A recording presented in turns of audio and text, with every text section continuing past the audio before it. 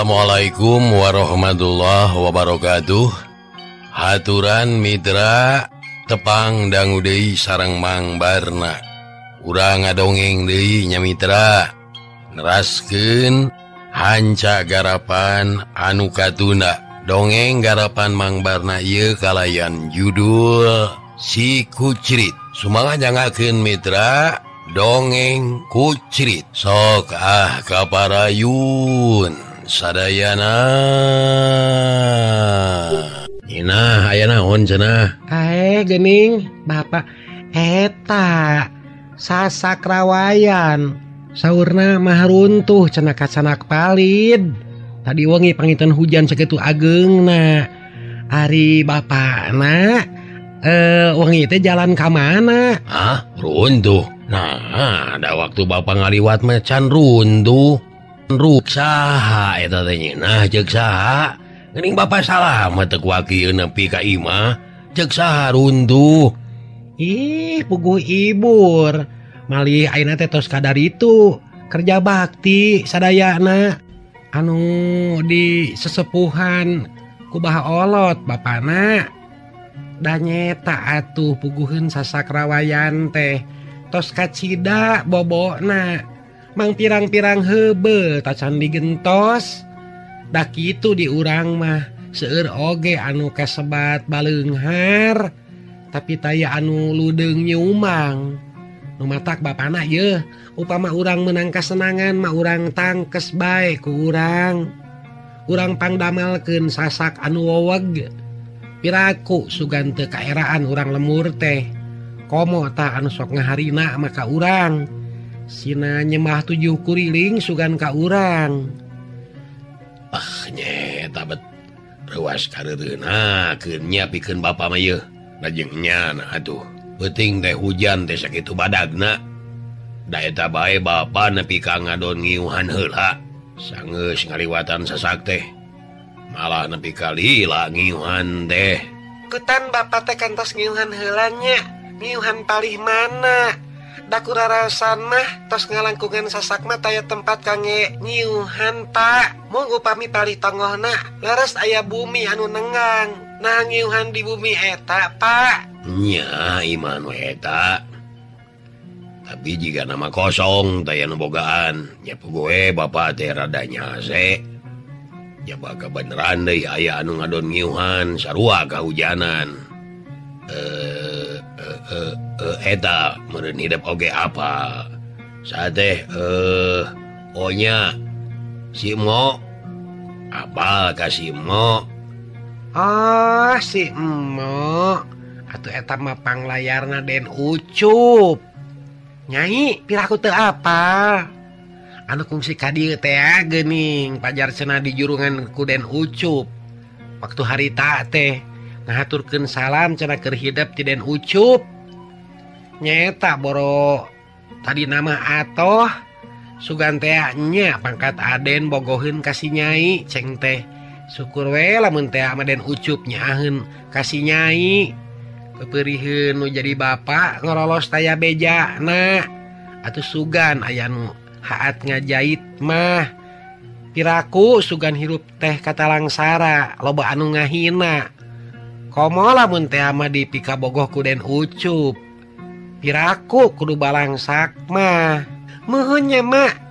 Nyai oge boro ato ari sugan teh nyaan Den Ucup aya hasrat ka Nyai. Hanas manitos ambon Nyai teh. Ari pek waktos Nyai penak sareng Den Ucupna dicarioskeun ka Den Ucup ceng teh hatur nuhun kintunan salamna tos katampi saur Nyai teh. Ari pek teh Den Ucupna kalaka jeung seurikeun bari ngahina ka Nyai. Pokna teh naon cenah salam. Salam nahaon cenah barina oge di dieu mah moadeg salam-salaman kanu ngajeblug cenah. Bari teu mere budi kituna teh. Duh, Nyai teh meuni asa wirang teh, Pak. Dikitukeun ku Den Ucup teh sareng nyeri hate. Perkara gitu-gitu wae atuh Nyai. Keun bae engke ge sabatae. Tadi ayeuna ka hareup mah Nyai kudu bisa ngarobah sikep. Maksud bapak hidap teh ulah sok katingali lingsem dangdanan teh ulah ranut gitu ulah ayo we bisa samping kawas emak turutan si alo nya kapi adidap sok temongkeun yen urang oge mampu ayeuna mah saja batik itu pakaian-pakaian nu aya nu geus laleuseum tong sok dipake deui piceun anggur mah tong dibikeun ka batur da mulai nu narima bisi asa dihina mun bisa mah duruk sieun jadi lebu sekalian jeung kasur lepet bantal cap bata geuning nyeri kalaka teas dipakeun oge duruk sekalian hitung-hitung miceun sial lebar atuh Pak manasina aya gentosna matak nita diduruk oge nyai tangtu ku bapak bakal diganti kabeh kuno aralus sabab bapak ayeuna kuat pikeun mangmelikeun anak tah regepkeun nyai tak cek emak ge kumaha da nyai teh yeuh upama kasartaan moal bina bae jeung kapi adi hidep malah cek pamikir emak mah mun hidep di dangdanan bakal leuwih onyoy mohon kumaha tadi teh saur apana ngiuhan teh sareng si Mo teh natas di mana saurna ari Mo ari nyarita nama rek ka Banjaran Sari ka Ki Upin nya dititah ku si Alobodin oh gitu nya da Alobodin mah sobatna eta teh atuh kantos ngobrol heula pangintennya gue ngobrol heula da lumayan rada lila oge samalah dikepelan duit ku bapak teh kerja janceng teh nah padahal mah make jeung dikepelan sagala da piraku ku si Alobodin oge teu diongkosan atuh bisi tuman ke bapakna yeuh komo kitu geus ngalajokeun tah si Mo teh kasih nyai teh anak urang teh keheul abdi mah abong urang keur sagala pugag mani antep-antepan ngahinana teh nuhun nyamanya nyai mani sok emut bae kantenan Kaden Ucup nama anu sasat nyeplak pahangkeun keun bae atuh da geus ieu ayeuna mah tinggal sina katingalieun wae kahirupan urang nu ayeuna tangtu bakal beda ari sabab bapak geus aya dina kamajuan dina usaha hasil jerih payah bapak keun tong lebar ku rejeki urang mah anggur kudu bisa ngabantu sokomo ka jalma-jalma nu tadina ngaharina mah ka urang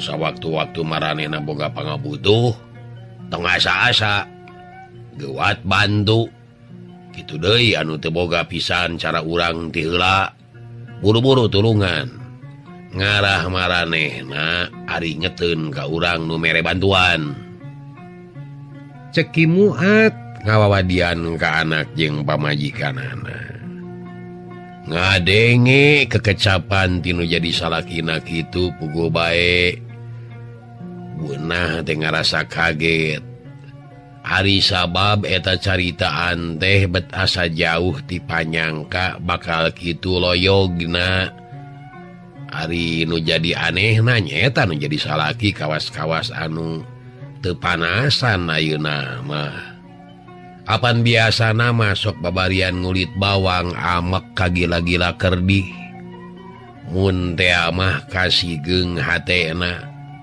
komo deui mun ngadenge anak atawa anu jadi pamajikan aya nu ngahina teh amekna lain caturkeuneun deui sedangkeun ayeuna mah teu kitu malah cek garentesna bunah cenah ayeuna mah nu jadi salaki teh boga sifat anu sadrah tur teu cara sasari eta gitu peda geus loba duit tur usahana aya kamajuan nah hanya beti balik dari batur mah mun aya kamajuan bisa usaha teh kalah kabeuki somong tampolan ka jalma leutik mah teu sirikna capetang balas miwarang tutunyuk sangkan diturut malah aya diantara nepi kajeng dulur oge nu sakira teu saharakat mah kawas jeung dengen-dengen bae nya contona salaki aing apanan adi-adina mah kabeh oge kasebut jalma baleunghar tapi waktu salaki aing keur sagala rupa usaha teu jalan dimanaeun aya nu mantuan mah pangdalangankeun mayar nya upama seug aya anu nagih bari jejebris tur ngesek-ngesekkeun teh da kalah ka ngupuas sigana teh kitu cek garentesna ibuna pamajikanana cing nyai pang nyokotkeun duduk kuy sugan aya babare kalebak ieu era ku batur-batur nya batur mah digarawe mah nyari papa ngadon cicing cek Ki Muat manehna aya maksud rek aub jeung batur salemur ngomean sasakrawayan nu cenah cek beja runtuh ka bawah caah dengdeng Nyi Mumun hideng nyokot duduk kuy samak song dibikeun ka bapana nya muhun atuh bapana bari sakalian ngayakinkeun ka balarea yen bapa teh geus mulang deui bari salamet tur bisa babarengan deui gawe jeung urang lemur nya sakalian meuli gula kopi bisi engke baralikna sarinang heula ka dieu ye keur meuli gula kopina sacukupna we jeung keur sasadiaan we lah kopina meuli 1 kilo atuh gulana 1,5 kilo oge cukup hari bapana bet kawas rek dagang bae meuni lahuta 1 kilo keun bae atuh datara unggal poe ieu jeung deui piparantieun we atuh ngara teu rencet meuli sakalian jeung lalawuhna naon we nu aya suguhkeun karunya bisi harayangeun ngopi pokna bari terus wae kaluar ti imah nu saterusna ngajugjug kanu keur babakti gawe bareng ari bunah jeung anakna Nyi Mumun sakedapan mah ting polohok kawas nu kaget bareuheudeun ngadenge jeung merhatikeun sifat nu jadi bapa nu ayeuna mah teu siga kawas ti heula-heula tapi guluyurna teh kawas jalma anu berehan sarta teu ngitung rugi jigana teh da eta we nitahna teh bari jeung sok duit keur meulina nyaba teu dihutang dihitung ngitung sabarahaeun ti duiteunana bro we duit keur meulina teh dibikeun ari Nyi Mumun mangan semet kadinya kaherana teh sedengkeun ari pamajikanana leuwih jero deui kaherana teh malah cek gerentesna nah karana naon usahana ari salaki aing mani asa taya kalebar ayeuna mah kana duit teh cenah engke mah arinya rek ditanyakeun cek garentesna bari terus kaluar rek ka warung bari sakalian rek babayar hutang kabeh rek dilunasan dak itu amanat nu mitra kaum dangu caturkeun ayeuna di sisi walungan nya bae loba jalma mani ngaregreg mani campuh keur digarawe samalah urang lemur Cilisung oge ti peuntas beh kidueuna sarua loba jalma nu keur digawe urang lemur Cilisung mah di jejeranana ku kiduha sedengkeun ti lemur Lemah Wungkuk mah di jejeran ku Baholot rupana bae geus sapuk baradami ti antara pangjejer ti dua lemur ieu pikeun gawe bareng nyieun sasak darurat paya bisa dipake meuntas saheulaanan we kabeneran cai walungan teh rada orot tadi peuting nepi ka isuk-isuk masih keneh badag Baholot marentah ka sawarehna pikeun mariksakeun kagirangna eta walungan sugan aya tihang pancuh sasak nuka bawa palid nyangsang lumayan cenah urang terapkeun sakira masih bisa keneh kapake mah atawa awi golonongan anu nyelap dina batu asal ulah pejet we lantaran kabeh girang nama eta walungan teh tinggal itu loba batu-batu nu garde bari sakalian cenah riksakeun bisi waktu sasak kabawa caah aya nu meuntas terus kabawa palid bareng jeung sasakna. Oh kade sing apik ngariksakeun ananya pokna Bah Olot menicuh cih paparentah ka kadang warga barang ret kabelah kenca nyampaki muat geus anyog gadinya aduh nyawe geuning sasak teh geus eueuh beuh untung aing salamet ye pokna Ki Muat bari terus nyamperkeun Mbah Olot bari sakalian stor beungeut yen manehna ge rek mantuan milu digawe. Oi geuning eta Ki Muat ira geuning aya di lemur ka mana wae atuh hidup teh. Mani geus mulan malen taya bejana nya syukur atuh ari geus aya di lemur deui mah syukur. Muhun Bah abdi muat ye tadi subuh sumbing teh ye nyata ceng teh bet asa reuwas yang ngadangu yen sasak runtuh ka canak palid da waktos abdi meuntasan mah mun tadi wengi aya keneh malih caina oge teu patos teuing ageng ngan saparentosna abdi meuntas teh hujan kalah kabeuki ageng nya kapaksa atuh teu kebat ka lemur teh kalah ngadon ngiuhan di tonggoh tanu aya bumi kosong kaitang lami oge ngantosan raat hujan teh da mani agung pisan geuning ceuk Ki Muat nyaritana teh bari mantuan nyodor-nyodorkeun awi golonongan sesa sasak anu teu kabawa palid. Untung atunya eta kira-kirana waya kumaha Bah dieu teh nya kinten waktos jenari leutik Bah samalih ngiuhan teh kalaresan aya rencang nyatana sareng jangmo nu sami kahujanan kumaha dedengan teh jeung jangmo perkara kas di mana cenah ari mo kieu ari wawartosna mah bari dadak-dak we ku Ki Muat teh dicaritakeun ti mimiti manehna ngiuhan tur tepungna jeung mo di imah kosong teh kabeh dicaritakeun taya nu kaliwat tah kitu dongengna mah Abah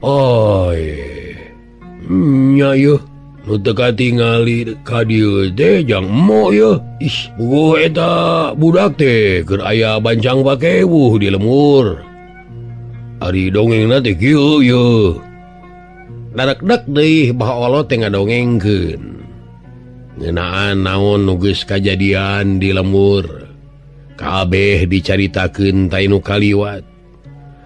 Eta kira-kirana waktu mau amitan nah teu katiten ku Ki Muat yen sasak teh aya keneh nya satunjuk poe katuh Bah jaba abdina oge hari teh teras ngeureuyeuh saleosna mo teh mitra meunang katerangan kitu Bah Olot bangun anu keur mikir bari ngawaskeun kanu keur digarawe barang keur ulang mikir aya jalma tinggorowok aya nu palid cenah anu kabawa palid aya nu palid cenah bari hari weus bari terus nujul ka Bah Olot anu keur ngobrol jeung Ki Muat.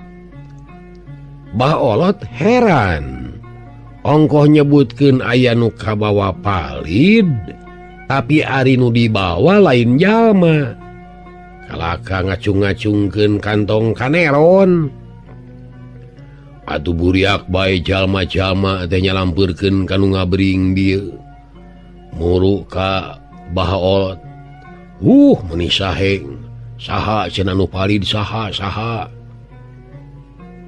mitra demi ari Ki Muat kacida kagetna barang ningali eta kantong kaneron teh Ari sabab apa lian eta kantong kaneron bogana mo. Apan waktu ngiuhan teh katingali mo nyolenangkeun eta kaneron. Duh, cilaka bah. Eta kaneron teh bogana mo. Margi tadi wengi ku abdi katinggal manehna nyolenangkeun eta kaneron. Ceuk Muat. Mitra kaum dangu sakabehna anu ngariu ngagebeg reuas atuh. Ngadenge tinu nyarita mawa eta beja horeng si mana horeng Ki Muat. Anu karek sidik ayeuna mah horeng nu tita tadi ngobrol jeung Mbah Olot. Jalmana anu kabejakeun geus leungit teh di kieuna nyatana geuning Ki Muat. Beuki herana deui sacara singget Ki Muat ngadongengkeun deui ihwal panggihna jeung Mo tadi peuting. Atuh rengse Ki Muat cacarita jalma-jalma teh saheng deui bae. Bari ngarasa yakin yen lamun mah bener kitu dongengna Ki Muat, pasti nu kabawa palid teh moal salah deui Mo. Atuh mani ibu reuting corowok. Mo palid oy, mo palid, mo kabawa palid. Mo kabawa palid oy. Mani ribut. Antukna atuh nu digarawe teh jadi pahibut teu puguh. Ningali kaayaan kitu mah gancang Mbah Olot biantara. Assalamualaikum warahmatullahi wabarakatuh. Kadang warga anu sami hadir di dieu. Sakumaha anu kasaksi ku urang sadayana tina dongengna Ki Muat bieu ngeunaan ieu nu ngabogaan kantong kaneron nu cenah nyelap dina sesegan awi dadampar sasakrawayan anu kabawa caah. Jelas ieu teh bogana Jang Mo. Da upama kitu meureun nu bogana ieu kantong nya Jang Mo anu can kapanggih laratanana. Sakumaha bae oge Jang Mo perlu dikanyahokeun di mana ayeuna ayana. Syukur-syukur salamet tapi upama seug sabalikna tetep ku urang sarerea kudu bisa manggihan layona. Tak kulantaran kitu nu digarawe urang bagi dua. Sawarehna tetep di dieu bari digarawe. Sawarehna deui urang mapai-mapai sisi walungan. Suami aya laratanana. Sok jalankeun diatur-atur we lah. Interupsi bah. Kumarge waktosna bade salat duhur ya. Kumaha upami urang duhur heula engke saparantosna salat duhur urang taruang heula. Tah saparantosna tuang urang gus. Tong ditulikeun gedas. Tong ditulikeun. Interupsi ditarima. Nya. Kedeung deui waktuna salat duhur. Gedas. Adi di imah gedas boga kursi. Kursi bah. Nya kursi boga teu. Nya gaduh atuh abah. Nah kange naon dari kursi bah. Pek we keur diuk maneh. Ngara teu interupsi wae. Ari si abah nasteung. Cager bah. Cik gedas. Si tukang interupsi sarwana. Atuh sawarehna maresem sareuri. Lah unga sawala aya we interupsi tah.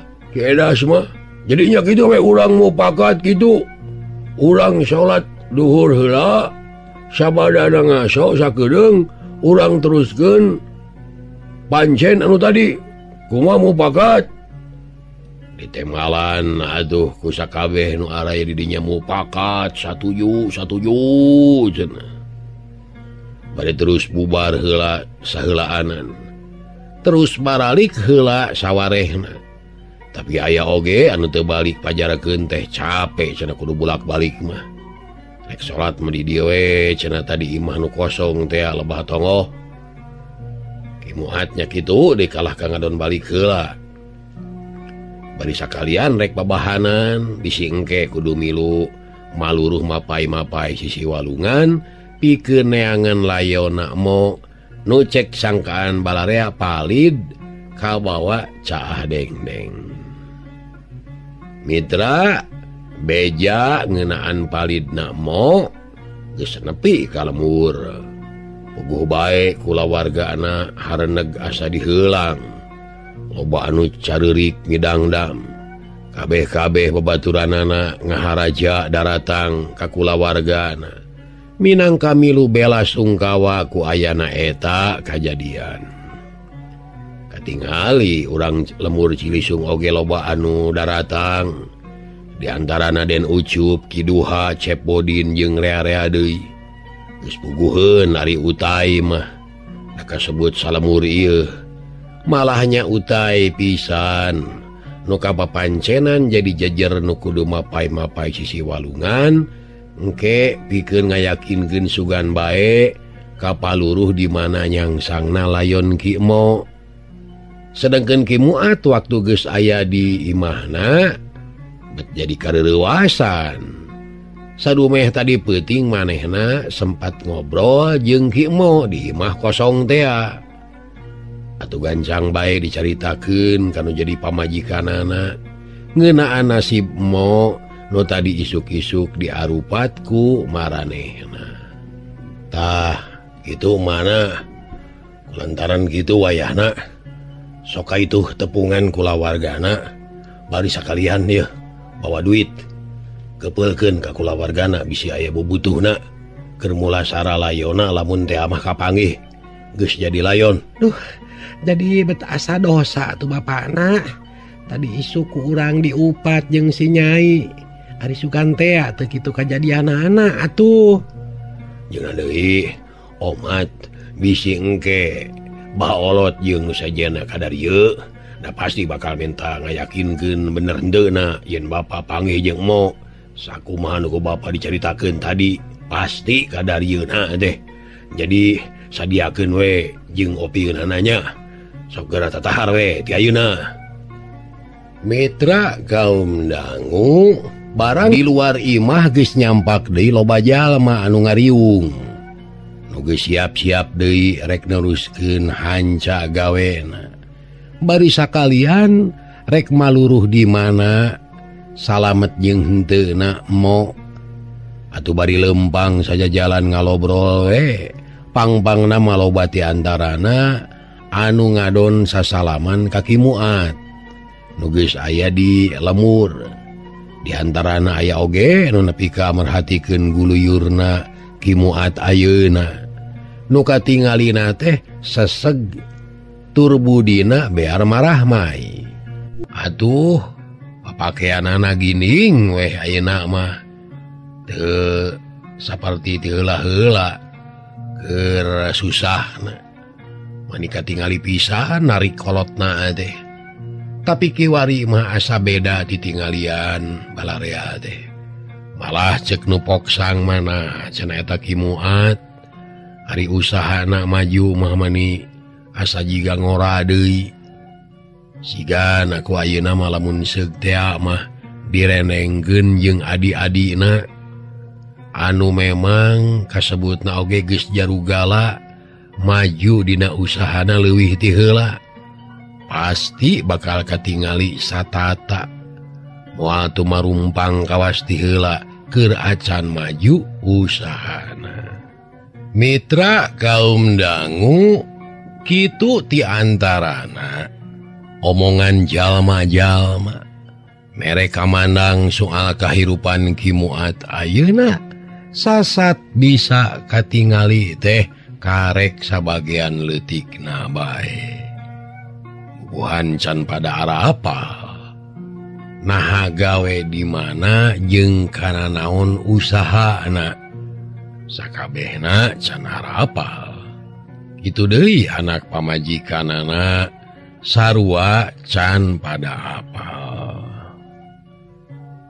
Baolot kumaha ieu kira-kirana?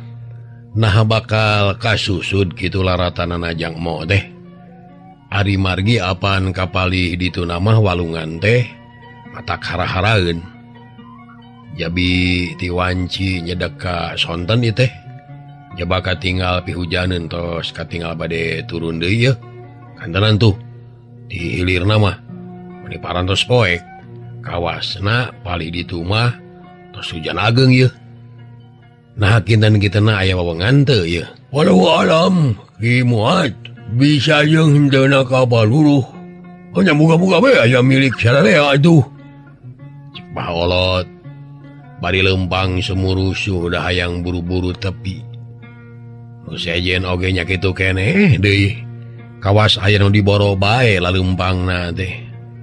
Barang geus tepi geus nyampak di dinya urang lemur Cilisung. Nu ngajak mentasan walungan nu cara ancrub ka walungan. Bari satengah diojayan da puguh sasak darurat teh can angeus. Dan nu digarawena kalah kagempeur teu puguh. Saprak ngadenge aya anu jadi korban kabawa caah dengdeng. Nu ti lemur Cilisung teh diantarana Kiduha Den Ucup, Cep Bodin, Asep Suryana, Ajun, Om Cunlay jeung Kang Yana.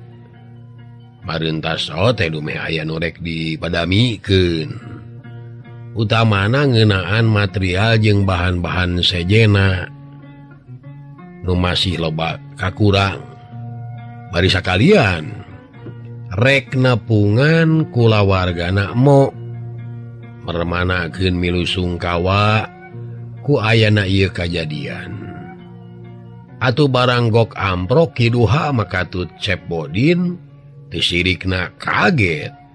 Barang didinya aya Kimuat nu kungsi kabejakeun ngorolos teh ayeuna geus balik deui aya di lemur.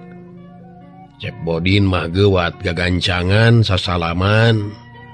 Bari pokna teh, gini gua, aturan wa, ira gini sumping wa. Cenah bari rengkuh hormatna keur dina kitu nama Cep Bodin kanu jadi tawana teh. Kitu deui Kiduha nu kungsi dipentes kuramana Cep Bodin sangkan maluruh di mana ayana Kimuat. Sasalaman bari pokna teh. Duh nuhun we tukang aditos mulih deui mah ya. Pugu kuring teh kantos milarian akang Kang. Nalika akang kawartoskeun teu aya teh. Nuhun Kang, biasa kempel di mah ya. Jadi atuh akang teh meureunnya kasebutna teh ngariweukeun ka sararea meureun. Atuh kitu Kang. Eta mah tos janten kewajiban urang sadaya tuh Kang. Mun bilih naon-naon panginten anu janten saredek-saredek akang teh. Nya. Duh. Pura we atuh nya. Is geuning eta aya si Alo. Kiduha puguh tadi pas subuh. Kuring datang teh. Alo, wah teh tadi subuh kumaha Bapak jeung Mama hidup sarehat. Alo, aya ibar pangdua wa. Sehat wa. Dupi wa istri sareng Teh Mumun araya wa. Araya. Ada tanda ka mana atuh. Wa istri mah sinang heula atuh ka itu. Bisi rek ngopi heula geura. Nyung ka itu heula atuh. Sok bawa tah babaturan teh. Karunya bisi can ngaropi. Mitra Kiduha oge Cep Bodin sajeroning sasalaman teh dina hatena ngarasa heran kacida ku sikepna Kimuat. Nu katingali lahirna bener-bener robah.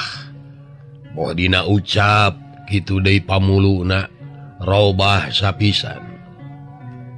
Jadi lamun ceuk ukuran mah Kimuat ayeuna bisa oge disebutkeun kawas anu geus hatata jeung pangagung ti kademangan bae. Watakna teh saha bae lamun seug panggih atawa ngajak ngobrol ka inya da kawas nu kasirep bet ngarasa ajrih. Naon pangna bisa kitu? Nah ieu teh pangaruh dunya. Peda ayeuna mah katinggalina seseg sehat tur tah henteu kunyin kawas ti samemehna atawa sapedah ngupamaan ka dulur-dulurna. Nyata nu jadi adi-adina nu ngabogaan kahormatan leuwih ti heula jara reneng tur baleunghar. Nya sapertina bae kolotna Cep Bodin. Apanan saha anu teu apal atuh kana pangabogana ramana Cep Bodin teh. Apanan eta teh deheus adina Kimuat kahalangan kudua kasebut pangais bungsu. Da kabehanana teh aya 4 kalima Kimuat nu kasebut pangcikalna. Tah mitra ari nu sabenerna mah ieu teh hasil tina ladang usaha kapeuri hate nepi ka teu kuat narima cocoba tinu maha kawasa nu antukna nyipuh diri nyumpah awak teh ku cara nu kilat lamun ceuk istilah ayeuna mah instan mitra. Jadi ku cara anu kilat lain ku cara sabar tawakal ka Allah Subhanahu wa taala tapi hayang kilat bisa mapakan anu sejen teh muntangna kalah ka siluman idaji laknatullah. Jadi komara wibawa kahormatan jeung kabeungharan nu kacangking ieu sagem lengna menang pangrojong ti setan. Tah ku ilmu anu menang ngalokati siluman ieu nu matak jadi robahna Ki Muat. Nu kabeneranana teh deui pasaratan ieu ilmu siluman anu kacangking ku Ki Muat ieu estu teu cara kabiasaan nu sok kabejakeun munyung samemehna. Apanan cenah jalma anu munyung mah rupa-rupa aya anu munyung ka sato hewan, ka buta hejo, ka buaya, atawa ngukut tuyul jeung rea-rea deui. Malah aya anu ngukut pocong segala rupa atuh. Cenah gitu ge cenah. Ki Muat mah kasebut lantip tur licik dina siasat taktik politikna siluman nu kaayeunakeun.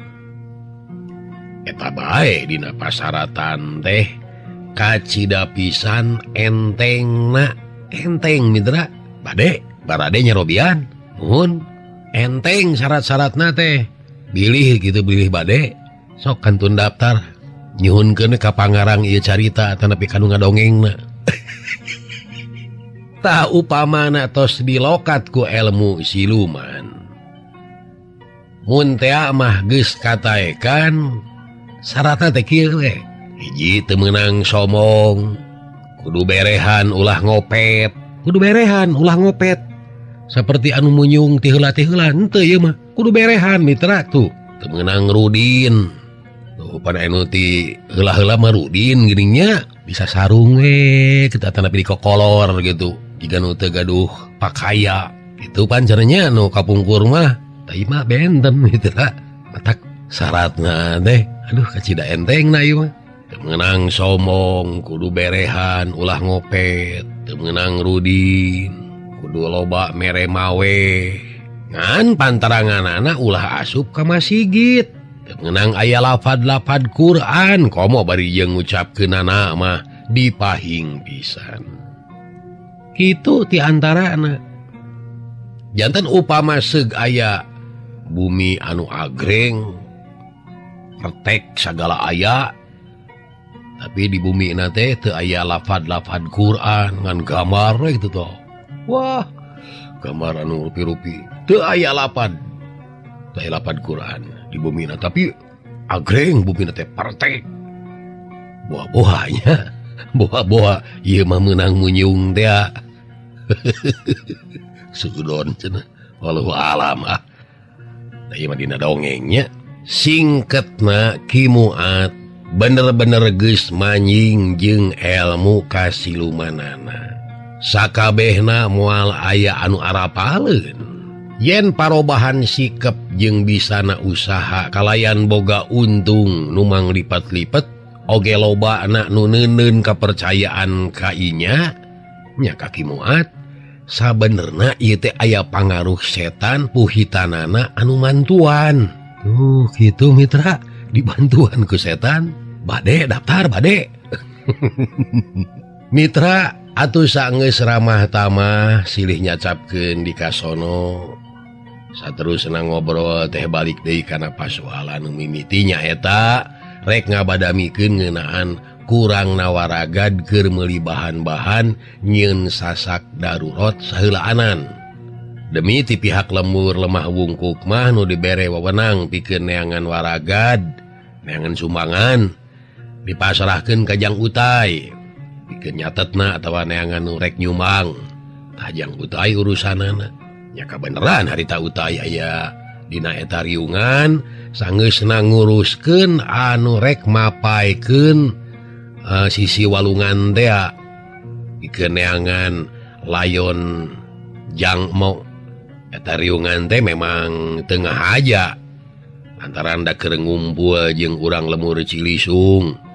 Malah wah olot kimuat katut kokolot ti dua lemur ieu sarua pada kumpul. Dah kitu we aduh urang hijikeun bae bebeunangan tina duit sumbangan ti dua lemur ieu. Sok jang ucai geura hitung menang sabaraha duit kontana terus hijikeun jeung anu ti lemur Cilisung. Ceuk Bah Olot nitah ngitung kajang utai tina hasil bebeunangan anu nyumbang. Isna jang utai geus nepungan ka pamajikan akang atawa acan? Bisi acan makan wae ku akang ti dieu. Sok we ayeuna mah eta kabeh nu aya reken aya sabaraha duitna engke ditambahan di akang. Pokna kimuat bari muka loketna. Kabeh cara lohok nu aya di dinya ari sabab arang langka zaman harita mah neuneun duit dina loket jiga anu keur dicakel ku kimuat. Sok bae hitung heula eta sok-sok kadinya. Pokna deui bari manehna sarua da ngitung duitna nu aya dina loketna. Atuh utai oge kiduha sarua deui ngitung bebeunanganna hasil tinu nyarumang. Duitna teh meniting perente. Jaba aya anu soeh kuleuheu simping sawareh duit kertas teh. Tapi ari nu kenceringna ge loba deui. Sanggeus dihitung jumlahna jadi saanu cenah. Ti dua lemur teh jumlahna dijogrogeun ka Bah Olot. Tah tamahan atuh cek kimuat bari nyodorkeun duit kaki utai. Duh hatur nuhun atuh Kang.